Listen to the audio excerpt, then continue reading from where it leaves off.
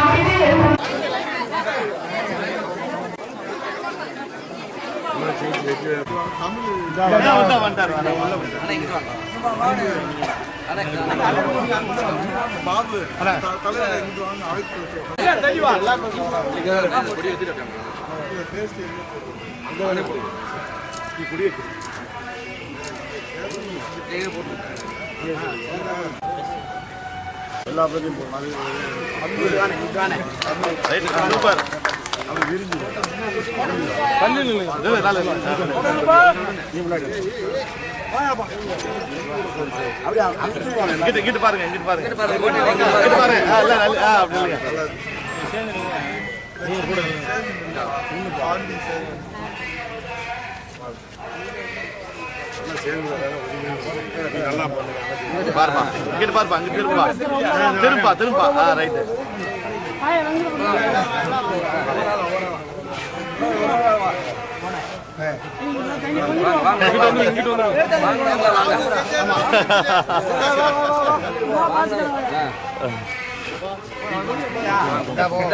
மாமா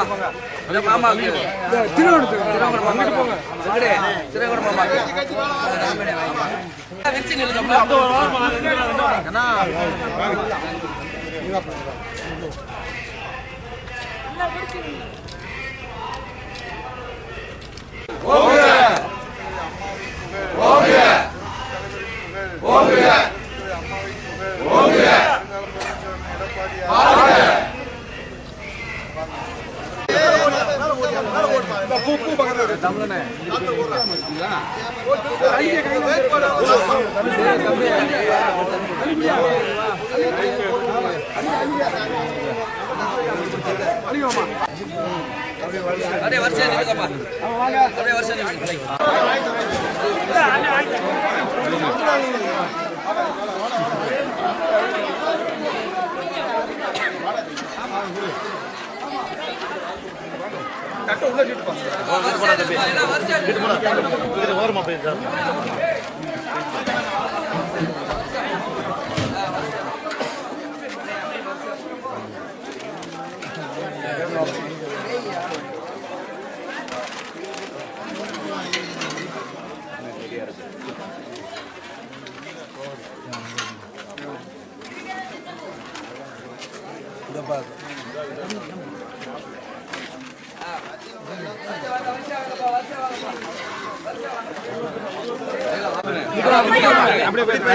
தண்ணி பாட்டில் வாங்கிக்க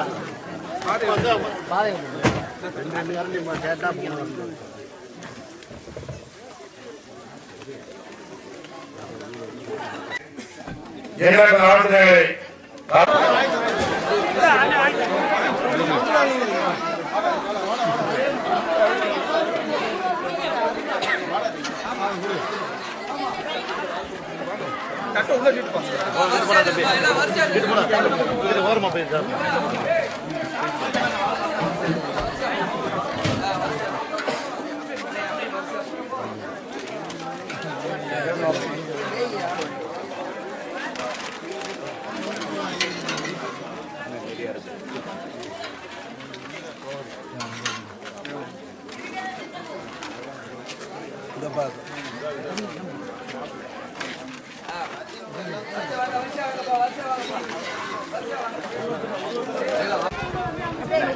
பாட்டியம்மா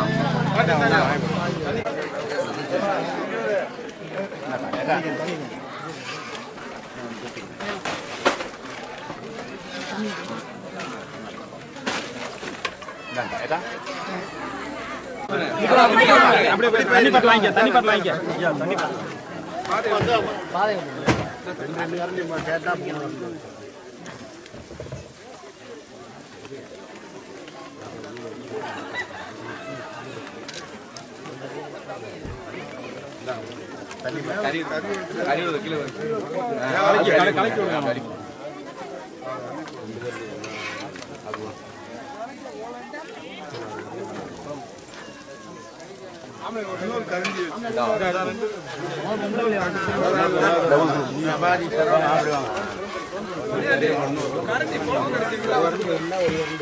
ஒரு காரணி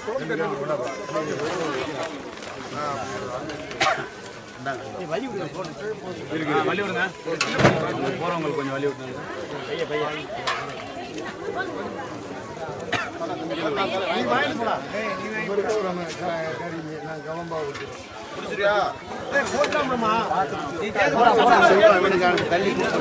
தண்ணி அங்க போய் கூட வச்சுக்கோங்க தண்ணியை அப்படியே வாங்க அது அந்த பையனை கொடுத்து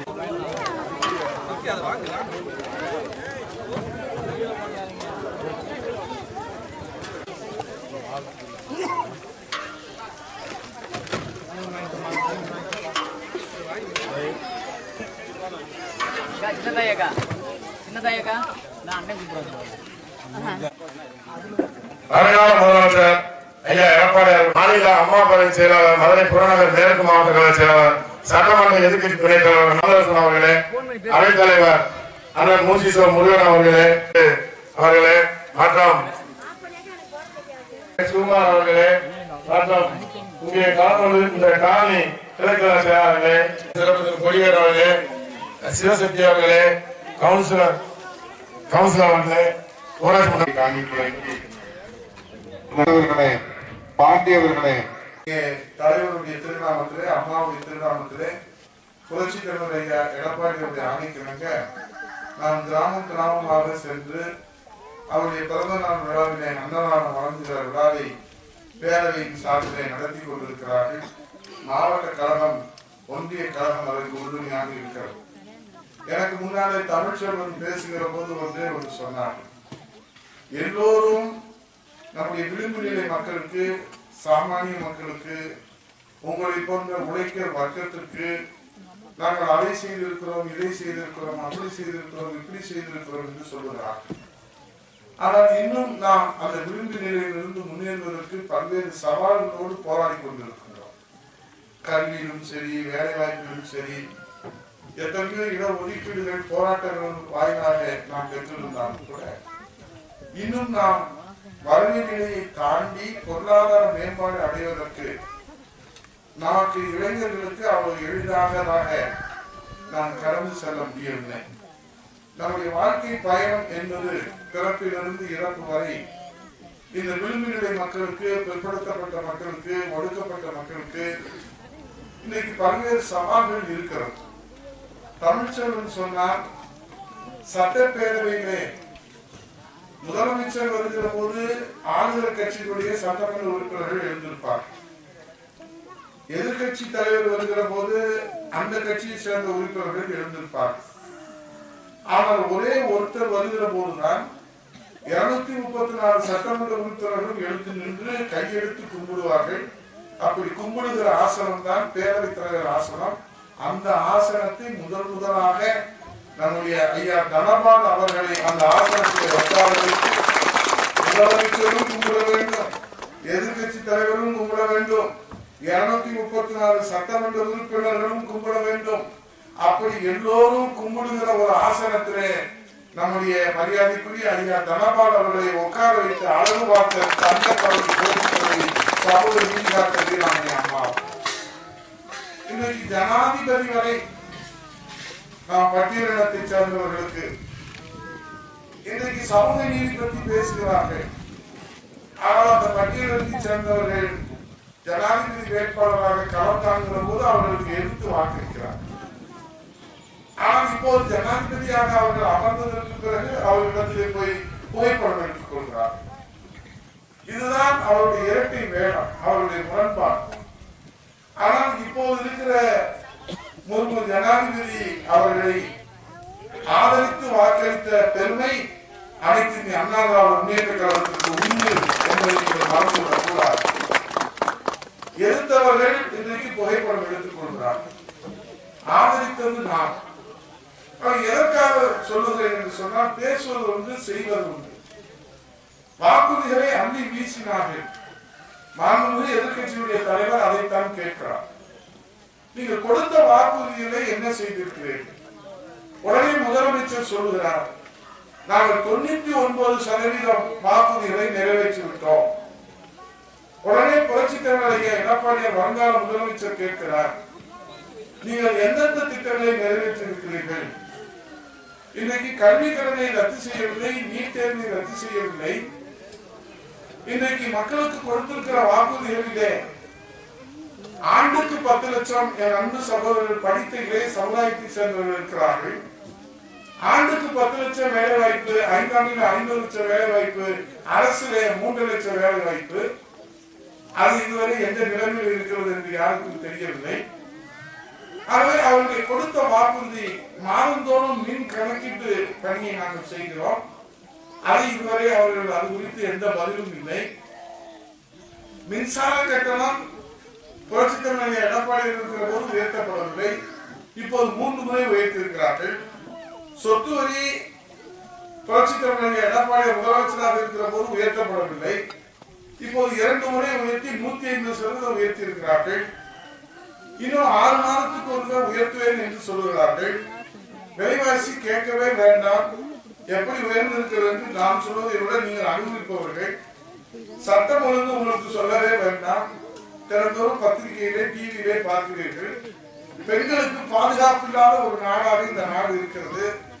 அதற்கு என்ன காரணம்? இளைய சமுதாயத்தை போதைப் பொருளுக்கு அடிமையாக்குகிற ஒரு சூழ்நிலை இன்றைக்கு தமிழகத்திலே சுனாமி போல் சூழ்ந்திருக்கிறது. இதிலிருந்து மக்களை காக்க வேண்டிய, இளைய சமுதாயத்தை காக்க வேண்டிய இந்த அரசு வெறும் விளம்பரப்படுத்திக் கொண்டிருக்கிறார்களே தவிர அதற்கு தீர்வு காண்பதற்கு நடவடிக்கை. இப்போது டங்ஸ்டன் பிரச்சனை, அந்த பிரச்சனைக்கு எப்படி தீர்வு காணப்பட்டிருக்கிறது? அந்த சட்ட திருத்தம் கொண்டு வருகிற போது இந்த திமுக அரசு எதுவும் பேசவில்லை. அந்த சட்ட திருத்தத்திலே அவர்கள் ஒப்பந்த புள்ளி கோருகிற போது இந்த திமுக அரசு வாய் திறக்கவில்லை. மக்கள் தன் எழுச்சியாக மேலூரிலிருந்து முன்னாள் எம்எல்ஏ அவர்கள், கிழக்கு தொகுதியுடைய முன்னாள் எம்எல்ஏ தமிழரசு வந்திருக்கிறார்கள். தன் எழுச்சியாக மக்கள் ஒட்டுமொத்தமாக 1 லட்சம் பேர்கள் திறந்து மேலூரில் இருந்து நம்முடைய கோரிப்பாளையம் தபால் நிலையம் வரை, தமுக மைதானம் வரை தன்னெழுச்சியாக வந்ததற்கு பிறகு இப்போது டங்ஸ்டனுடைய அந்த ஏலத்தை ரத்து செய்கிறோம் என்று மத்திய அரசு அறிவித்திருக்கிறது என்று சொன்னால் இது மக்கள் போராட்டத்திற்கு கிடைத்த வெற்றி. நம்முடைய எதிர்கட்சி தலைவர் புரட்சித் தலைவர் எடப்பாடியார் சட்டமன்றத்திலே திமுகவுடைய இரட்டை வேகம். இப்போது யார் அதை இந்த வெற்றியை கொண்டாடுகிறார்கள்? ஏலம் அறிவித்தவர்கள் கொண்டாடுகிறார்கள். அதற்கு வாய்மொழி மௌனியாக இருந்து வழிவகுத்து கொடுத்து அதற்கு வேண்டிய விவரங்களை கொடுத்த மாநில அரசு, திமுக அரசு கொண்டாடுகிறது. உண்மையிலே இந்த வெற்றிக்கு சொந்தக்காரர்கள் மேலூரில் இருக்கிற மண்ணின் மைந்தர்கள், விவசாயிகள், ஒட்டுமொத்த தமிழ்நாட்டு மக்களுடைய போராட்டம். அவை மக்கள் கொதித்து எழுந்தால் அது மத்திய அரசாக இருந்தாலும் மாநில அரசாக இருந்தாலும் அது பின்வாங்க வேண்டும் என்பதைத்தான் இந்த மேலூர் பகுதியினுடைய விவசாயிகளுடைய போராட்டம் உலகத்திற்கு ஒரு செய்தியை சொல்லி இருக்கிறது. மக்கள் நினைத்தால் நடக்கும் என்றார். அந்த அடிப்படையிலே தான் உங்களிடத்திலே கேட்கிறேன். இன்றைக்கு நடப்பது மக்களாட்சி அல்ல. மக்களாட்சி என்ற பெயரிலே ஒரு மன்னராட்சி நடக்கிறது. இங்கே இருக்கிற சகோதரர்கள் எந்த நம்பிக்கையிலே எங்களுக்கு மாலை அணிவித்து வரவேற்கிறார்கள், எங்களையும் ஒரு நாள் கை தூக்கி விடுவார்கள், இந்த பொது வாழ்க்கையில் இருக்கக்கூடிய அரசியல்வாதிகள் என்று நம்பித்தான் இந்த அன்பு சகோதரர்கள் நம்பிக்கையோடு மாலை அணிவிக்கிறார்கள். ஆனால் நான் அந்த மாலையை பெற்றுக்கொண்டு எனக்கும் எனக்கு பின்னாலே என்னுடைய பிள்ளைகளும் என்னுடைய பேரன்களும் என்னுடைய கொள்ளு பேரன்களும் என்னுடைய கொள்ளு பேத்திகளையும் நான் அதிகாரத்திலே உட்கார வைத்துக் கொள்வேன் என்று சொன்னால் உழைக்கிற உங்களுக்கு யார் விடிவை தேடி தருவது? ஆகவேதான் இன்றைக்கு மக்களாட்சி என்ற பெயரிலே ஒரு மன்னராட்சி மறைமுகமாக தமிழகத்திலே நடைபெற்றுக் கொண்டிருக்கிறது. அதற்கு முற்றுப்புள்ளி வைக்க வேண்டும் என்று சொன்னால் எங்களால் மட்டும் முடியாது. நீங்கள் நினைத்தால் அந்த மன்னராட்சியை வீட்டுக்கு அனுப்பிவிட்டு மக்களாட்சியை புரட்சித்தலைவர் எடப்பாடியுடைய தலைமையிலே மலர் செய்ய வேண்டும் என்பதுதான் எங்களுடைய வேண்டுகோள். மன்னராட்சி ஒழிந்தால்தான், மக்களாட்சி மலர்ந்தால்தான் இந்த நாட்டில் இருக்கக்கூடியவர்களுக்கு எதிர்காலம் ஒன்று உண்டு என்பதை சொல்லி இந்த காலை வேளையிலே அத்தனை வேலைகளை ஒதுக்கி வைத்துவிட்டு எத்தனை ஆண்டுகள், 108 ஆண்டுகள் அவர் பிறந்து 38 ஆண்டுகள் அவர் மறைந்து இன்றைக்கும் எம்ஜிஆர் என்று சொன்னால்தான் அரசியல் செய்ய முடியும் என்ற ஒரு நிலைமை இந்த நாட்டில் இருக்கிறது. மதுரை வீரன் படம் வந்ததற்கு பிறகு நம்முடைய நிலை எவ்வளவு உயர்ந்தது என்பதை நீங்களும் அறிவீர்கள், நானும் அறிவேன், இந்த இளைய சமுதாயம் அறியும். ஆகவே அவர் கதாபாத்திரமாக நடிக்கவில்லை, கதாபாத்திரமாக வாழ்ந்து காட்டினார் நம்முடைய மன்னாதி மன்னர் புரட்சித் தலைவர் அவர். ஆகவேதான் அவரை நாம் கொண்டாடுகிறோம். இன்றைக்கு கட்சி தொடங்குபவர்கள், 100 ஆண்டுகளுக்கு முன்பாக கட்சி தொடங்கியவர்கள் இன்றைக்கும் எம்ஜிஆரை உச்சரித்துத்தான் மக்களை சந்திக்கிறார்கள் என்பதை இந்த நேரத்திலே சொல்லி அவருடைய திருநாமத்திலே, அம்மாவின் திருநாமத்திலே, தமிழர்கள் சாமி புரட்சித் தலைவர் இதயதெய்வம் அம்மாவர்களுடைய திருநாமத்திலே இந்த அன்னதானத்தை இங்கே வழங்கி இருக்கிறோம். நம்முடைய அனைத்து பெருமக்களும் பங்கேற்று அம்மா திருக்கோயில் இங்கே அமைக்கப்பட்டிருக்கிறது உங்களுக்கு தெரியும். நம்ம எல்லாம் வாழ வைத்த தெய்வம் நம்முடைய புரட்சித் தலைவர் அம்மா. இருவரும் தெய்வங்களுக்கு அம்மா திருக்கோயிலை நாம் அங்கே உருவாக்கி இருக்கிறோம். ஆகவே உங்களுக்கெல்லாம் இந்த நேரத்திலே ஒரு பெற்ற பிள்ளையை வரவேற்பதை போல தாய் பாசத்தோடு எங்களை வரவேற்ற உங்களுக்கு மீண்டும் பாருங்கள், நன்றியை பாருங்கள்.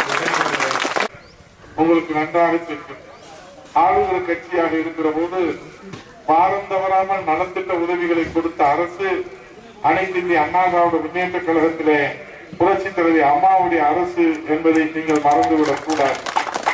புரட்சித் தலைவர் எடப்பாடி அவர்கள் முதலமைச்சராக இருக்கிற போது இங்கே பல்வேறு நலத்திட்டங்களை நாங்கள் கொண்டு வந்து சேர்த்திருக்கிறோம். சாலை மேம்பாட்டு பணிகள், பாதுகாப்பு வசதிகள், குடிநீர் வசதிகள், சுகாதார வசதிகள், கல்வி வசதிகள், நீர் மேலாண்மை என்று பார்த்து பார்த்து இந்த பகுதியை வளர்த்தெடுத்ததிலே முக்கிய பங்களிப்பு அனைத்து இந்திய அண்ணா திராவிட முன்னேற்ற கழகத்திலே அம்மாவின் அரசுக்கு, புரட்சித் தலைவர் எடப்பாடி அரசுக்கு உண்டு. இங்கே கூட எங்கள் அன்பு சகோதரிகள் பேசினார்கள். அருமை சகோதரர் அன்பழகன் அவர்கள் பேசுகிற போது சேர்மன் அவரிடத்திலே, ஒண்டீஸ்வரர் அவரிடத்திலே கேட்டார்கள், 100 நாள் வேலை தேர்தல் வாக்குறுதியிலே நாங்கள் வந்தால் 150 நாளாக உயர்த்துவோம், ஊதியத்தை உயர்த்தி கொடுப்போம் என்று சொன்னார்கள். அதை நம்பி சில பேர் வாக்களித்தார்கள். ஆனால் இன்றைக்கு இந்த 100 நாள் வேலை கூட முழுமையாக தர முடியாமல் மாண்புமிகு எதிர்க்கட்சியுடைய தலைவர், வருங்கால முதலமைச்சர் நேற்று முன்தினம் அது குறித்து அறிக்கை கொடுத்தார்கள். தேர்தல் வாக்குறுதியை 525 வாக்குறுதிகளை கொடுத்தீர்கள். 525 வாக்குறுதிகளிலே இந்த 100 நாள் வேலைவாய்ப்பு திட்டத்திலே இந்த 100 நாள் வேலைவாய்ப்பை 150 நாட்களாக நீங்கள் உயர்த்துகிறேன் என்று சொன்னீர்கள். அது மட்டுமல்ல, ஊதியத்தை உயர்த்தி கொடுப்போம் என்று சொன்னீர்கள்.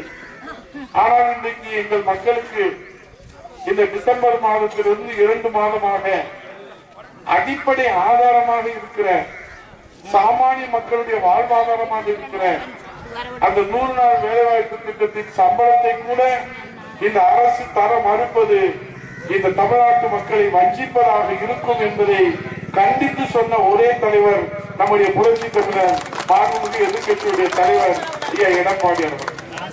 நாங்களும் இதே நம்முடைய பலகாலத்திலே அம்மா பேரவையின் சார்பிலே தமிழ்நாடு முழுவதும் மிகப்பெரிய அளவிலே நாம் மக்களை திரட்டி, தொண்டர்களை திரட்டி, அங்கே இளைஞர்களுக்கு வேலை வாய்ப்பு என்ன ஆயிற்று, நீங்கள் ஆண்டுக்கு 10 லட்சம் தருகிறேன் என்று சொன்னீர்கள். இன்றைக்கு 4 ஆண்டு காலம் முடிந்து விட்டது. 40 லட்சம் பேருக்கு வேலை வாய்ப்பு தந்திருக்க வேண்டும், ஆனால் கொடுக்கவில்லை. 100 நாள் வேலை வாய்ப்பை 150 நாளாக உயர்த்தி ஊதியத்தை உயர்த்துகிறேன் என்று சொன்னீர்கள். அதை செய்யவில்லை. மாணவர்களுக்கு கல்வி கடனை ரத்து செய்யவில்லை. அதே போல் நீட் தேர்வை ரத்து செய்யவில்லை. மின்சாரத்தை நீங்கள் மாதத்துக்கு ஒரு முறை கணக்கெடுக்கிறேன் என்று சொன்னீர்கள். அதையும் நீங்கள் செய்யவில்லை. இப்படி எங்களால் நீங்கள் செய்யாததையெல்லாம் பட்டியலுக்கு சொல்ல முடியும். ஆனால் நீங்கள் சட்டமன்றத்தில் என்ன சொல்லுகிறீர்கள்?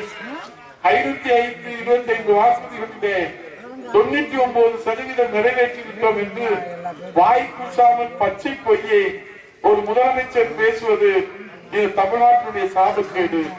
ஏனால் மக்கள் எதை சொன்னாலும் நம்பி விடுவார்கள் என்று இந்த முதலமைச்சர் கற்பனை கோட்டை கட்டிக்கொண்டு ஒவ்வொரு நேரத்திலே ஒவ்வொரு விதமான பதில்களை சொல்லுகிறார்கள்.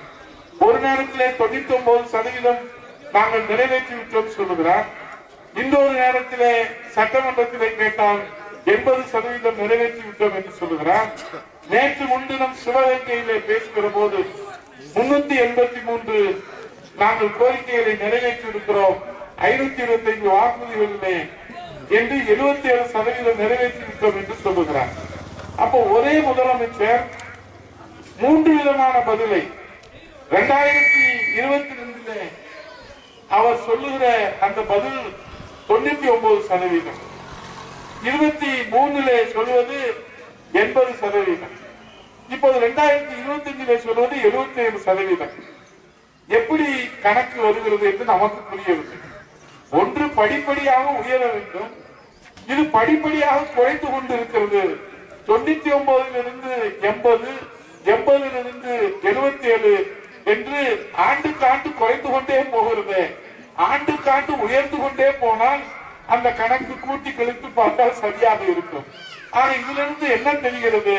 முதலமைச்சர் ஆதாரம் இல்லாமல் அவர் ஒரு பொய் கணக்கை, ஒரு பொய் மூட்டையை இந்த தமிழ்நாட்டு மக்கள் நம்பி விடுவார்கள் என்று கட்டவிழ்த்து விட்டிருக்கிறார். அவருக்கு பாடம் புகட்ட வேண்டிய பொறுப்பும் கடமையும் இந்த தமிழ்நாட்டு மக்களுக்கு இருக்கிறது என்பதை நீங்கள் மறந்துவிடக் கூடாது. இன்றைக்கு கடன் அளவு உயர்ந்து கொண்டே போகிறது. எதிர்கட்சி தலைவர் எடுத்து சொல்லுகிறார். அதை அவர் கேட்டால் அவருக்கு கோபம் வருகிறது. நிதி பற்றி முதலமைச்சர், முன்னாள் முதலமைச்சர் புரட்சி தமிழக எடப்பாடியாருக்கு தெரியவில்லை என்று சொல்லுகிறார். இதை எப்படி நாம் ஏற்றுக்கொள்வது? கடன் அளவு உயர்ந்திருக்கிறதா இல்லையா? இந்தியாவிலே அதிகமான கடன் வாங்கியிருக்கிற மாநிலம் தமிழ்நாடு என்று இன்றைக்கு எல்லா ஊடகங்களும் செய்தி வெளியாகியிருக்கிறது. ஆகவே தான் நம்முடைய முதலமைச்சராக 4.5 ஆண்டு காலம் இந்த அன்னை தமிழகத்திலே புனித ஆட்சி நடத்திய புரட்சி தமிழக எடப்பாடியார் அவர்கள் ஆட்சி காலத்திலே மாநில உற்பத்தியிலே 25% மேலே நாங்கள் கடன் வாங்கவில்லை. நீங்கள் இப்போது 27% நீங்கள் கடன் அளவு உயர்ந்திருக்கிறது. இந்த சுமையும் இங்கே இருக்கக்கூடிய மக்கள் மீது தானே வரும் என்கிற அடிப்படையில் நீங்கள் நினைக்கலாம், உதயகுமார் இதெல்லாம் எங்களுக்கு தெரியும், ஆனால் நாங்கள் தேர்தல் மீண்டும் முதலமைச்சராக புரட்சி தமிழக எடப்பாடியார் வர வேண்டும். அவர் ஒரு சாமானியர், நம்மை போன்ற எளியவர், உங்களை போன்ற ஒரு விவசாய குடும்பத்தில் இருந்து வந்தவர். அவர் ஜனநாயகத்தினுடைய ஒரு அடையாளம், ஜனநாயக தத்துவத்தினுடைய அடையாளம். ஆகவேதான் அவரை இன்றைக்கு மக்கள் விரும்புகிறார்கள்.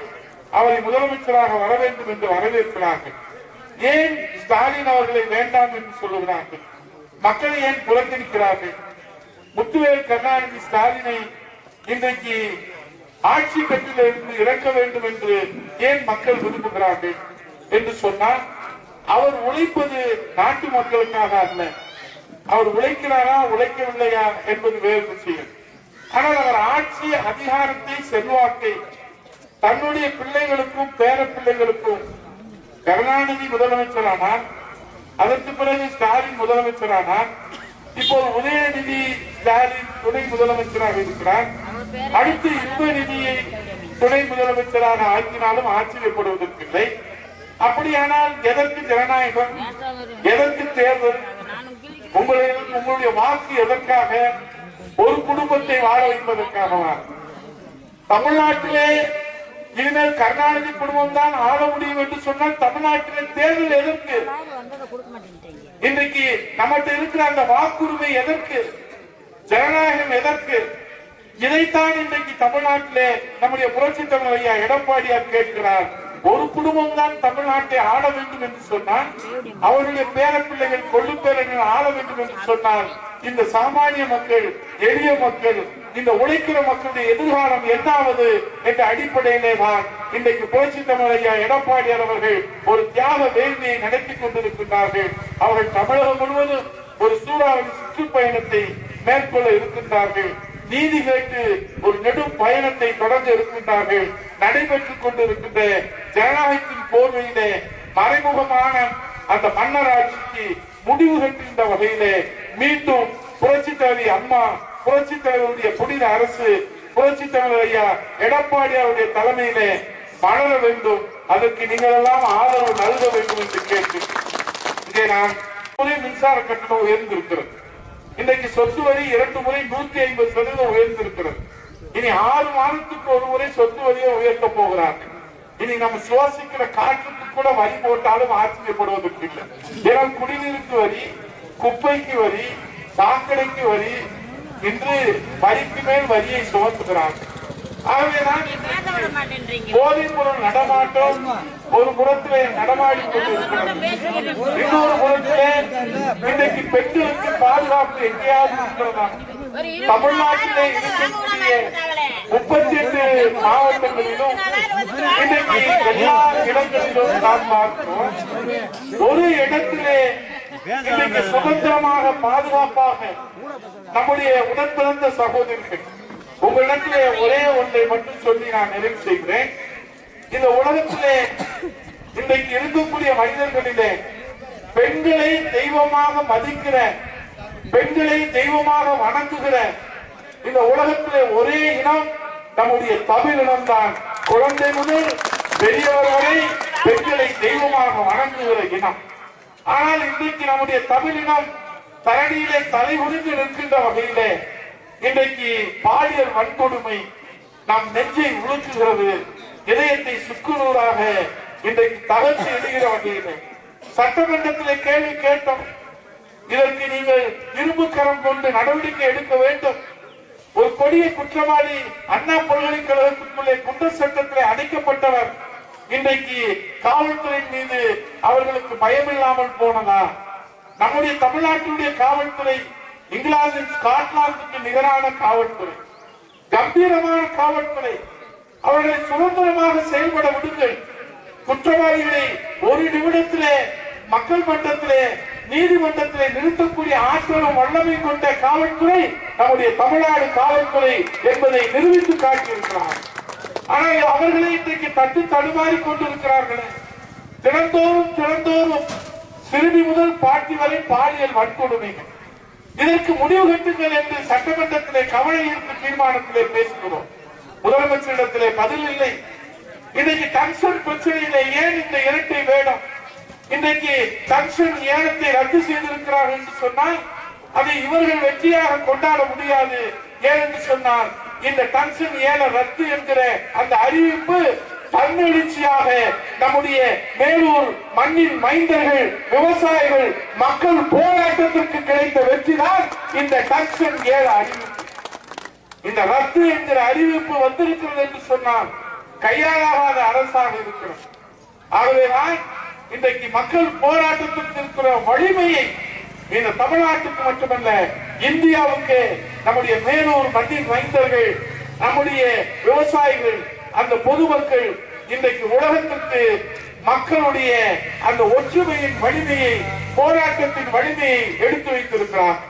ஆகவே நீங்கள் இந்த வருகின்ற தேர்தலிலே மன்னராட்சியை ஒழித்து மக்களாட்சியை மலரச் செய்து புரட்சி தமிழையா எடப்பாடியார் தலைமையிலே புரட்சி தலைவருடைய ஆட்சியை, அம்மாவின் ஆட்சியை மலரச் செய்ய வேண்டும் என்று உங்கள் பாதங்கள் தொட்டு வழங்கி கேட்டு இந்த அன்னதானத்திலே அனைவரும் பங்கேற்று வயிறார பசியாற வேண்டும் என்று சொல்லி